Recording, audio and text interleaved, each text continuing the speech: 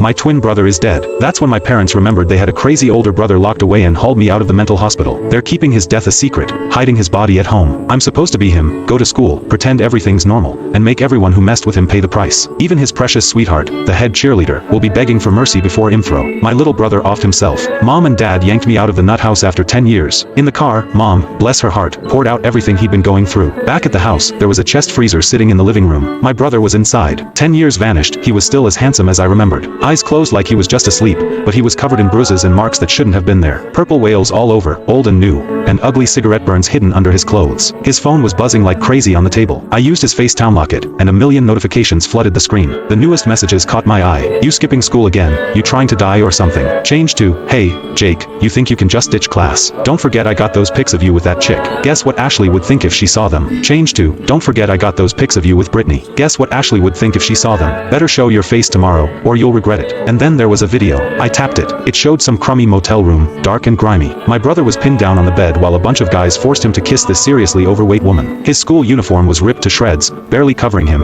and the air was filled with sick laughter. Mom and Dad were holding my hands tight. They wanted me to make them pay. They drove me to school the next morning. At the classroom door, wearing his stained-up clothes, I scanned the room. The teacher frowned when he saw me and pointed to the desk next to the trash can. Jake, you actually dared to skip class. You think you're too good for school. Looks like that trash can is where you belong. Change to, Miller. You actually dared to skip class. You think you're too good for school. Looks like that trash can is where you belong. I ignored the stares and went to my desk. My brother always kept a diary. Sure enough, I found a beat-up notebook in the desk, filled with his fear and hopelessness, but also with the name of a girl he was secretly in love with. Ashley. Every time her name came up, he got bullied even worse. Until finally, he wrote down something she said to him. Even when life sucks, we gotta have the courage to start over. Change to, even when life sucks, we gotta have the courage to start over. Sounded like kind words on the surface, but to someone like me brother, who was getting his ass kicked every day, it meant something different. After reading the whole diary, I realized this wasn't just your average bullying situation. Someone was pulling the strings, pushing him to his breaking point. The bell rang. Before the teacher could even say anything, this dude with bleached hair swaggered up to me. His crew was right behind him, looking mean as hell. From the diary, I knew this was the ringleader, Nick.